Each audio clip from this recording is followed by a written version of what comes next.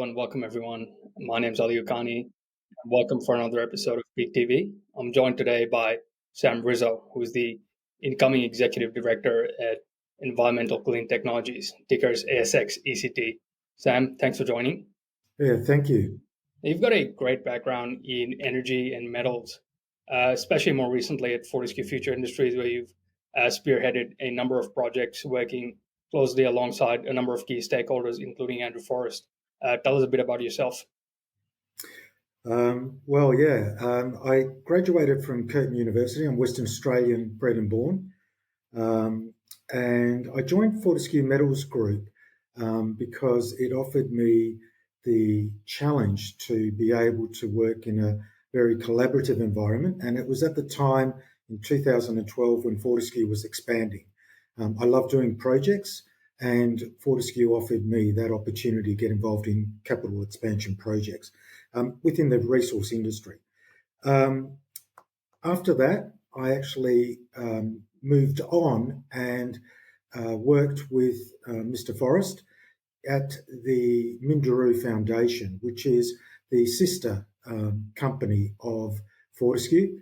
It's a philanthropic organisation, and I helped there establishing and working with a small team, putting together Tatarang, which is a subsidiary company that puts its profits back into Minderoo Foundation. Tatarang has a number of companies, including Squadron Energy, Wailu, and so on. And so I was involved with a number of projects. And about 3 years ago, I was asked to join Fortescue Future Industries, invited by the chairman, based on helping them establish the international portfolio of projects for green renewable energy. And at that time, we were looking globally to secure resources for renewable energy. And I spent the last 3 years working on that. The roles that I had was Director of International Projects. The second role was to become the program lead for Australia and look at how and what opportunities existed within Australia. And then more recently, I've spent the last 12 months working in Europe, setting up the office and defining what the project opportunities were. So I got to meet not only a lot of dignitaries and government officials, but also work with a vast array of projects, as well as being able to negotiate some deals in green renewable projects. It's a really, really impressive background, Sam, and it especially comes at a time over the last couple of years where a number of these projects have come to the forefront in terms of the energy transition. So what made you join ECT?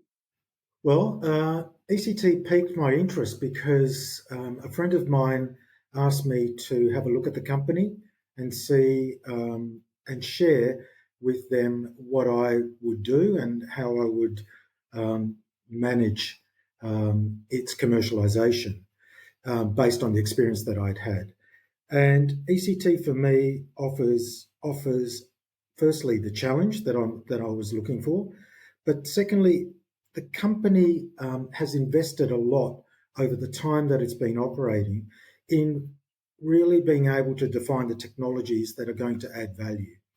And so I went and took a look at the plant, the demonstration plant, which is built at Bacchus Marsh in Victoria, and I was impressed with how far they had actually gone.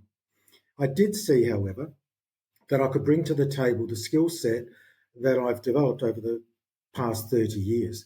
And I could see how I could add value and how I could actually improve shareholder value through the experience that I have. When I added all of those things together, that's really what led me to come to ECT. I like challenges. I like being the underdog, and it offers me an opportunity to express and bring the skill sets I have. I think you used some words there that I'd like to touch upon in this next question. Now, Sam, we've worked with ECT for a few years now. Personally, I'm a shareholder, and as a shareholder, let's just say the stock performance has been underwhelming. So, what's the turnaround strategy here? Yeah, that's a very good question. Thanks, Ali. The turnaround strategy recognises a couple of things that are very, very important. Firstly, that we need a strategy that has an understanding of time. So there's an immediate strategy, a midterm strategy, and a longer term strategy. Immediate strategy is to race to revenue. That immediate strategy, there's an asset that's almost fully built. We have a kiln that's sitting at Bacchus Marsh, and my recommendation has been to the board that we should immediately be able to instigate the commercialisation of that asset. Let's get it into production. Part of that is also tying up the supply agreements as well as the offtake agreements, supply of the lignite, offtake in terms of the product that we're going to be producing. And at the moment, there's a big demand in char, which is agricultural for agricultural purposes and use. And so that's the first stage. So rather than trying to do a project that's worth tens and tens and tens of millions of dollars, let's focus on getting revenue. At the same time, the midterm strategy is to look at what other opportunities are there. And again, based on the experience that I have, we're looking to be able to expand the asset, not through a lot of capital investment, but through sweating the asset. So looking at how we optimize. And I spent a lot of time over the last 30 years optimizing and getting the best return for invested dollars. That will improve our revenue and it will improve the value of the stock. And then finally, the third part is to actually be able to take what we have and look at what are the other emerging demands downstream. And that might take a little bit longer. So that's what I call the longer term strategy. For example, if you ask me today, would we be going into full-blown hydrogen production? My answer would be no. The reason being that at the moment, the market is not set up. And I have to recognize that ECT is a small company. So we're going to take incremental steps towards that. The second part of the strategy is to understand where the demands are coming from and tailor the product that we're going to be producing to what those demands are. And again, they will change over time. And the third part of the strategy is to really be able to bring to the table the partnerships and the relationships to be able to deliver value for the benefit of those partnerships and relationships and for the shareholder. So that's what we're looking to do. Taking small chunks at a time, recognizing where the growth is going to go, really sweating the asset, and fostering greater relationships and partnerships where we can work with OEMs as well as off-takers as well as suppliers. Yeah, that's great. And I think stabilizing the base of the pyramid near term really is, focus front and center. And there's obviously a lot of blue sky to be chased. So for those of us listening, why is it, Sam, a good time to invest in the company? And what are some of the near-term catalysts we can look forward to? So I think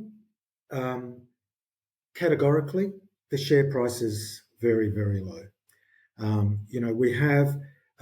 We're probably faced with being at the bottom of what the value is in terms of the share price. But we have an asset.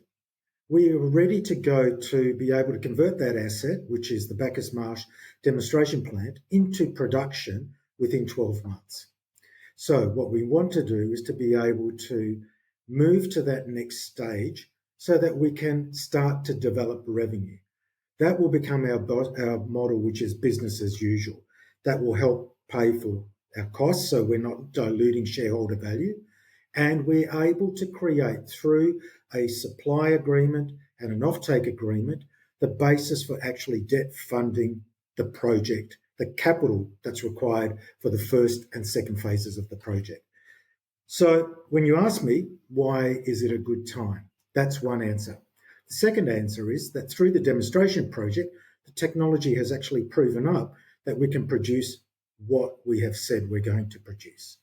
There's already demand for the product, which is a blend of organic waste and the lignite for offtake. We believe there's a better return for the char. We believe there's a better return downstream. So we're going to be investigating that and again, optimizing the return to the shareholders. So they're two immediate reasons. Thirdly, we've restructured how we're going to be operating, making sure that we are actually going to be focused and delivering results and projects. The time to undertake comprehensive studies is gone. We need to get to business as usual, but at the same time not relinquish what the blue sky is going to be.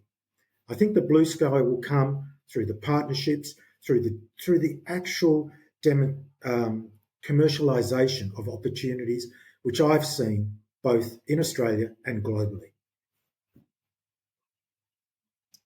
Excellent, Sam. Well, we're looking forward to getting some runs on the board, and it's great to have somebody of your pedigree. So thanks again for joining us and running us through. You're most welcome, and thank you for the opportunity.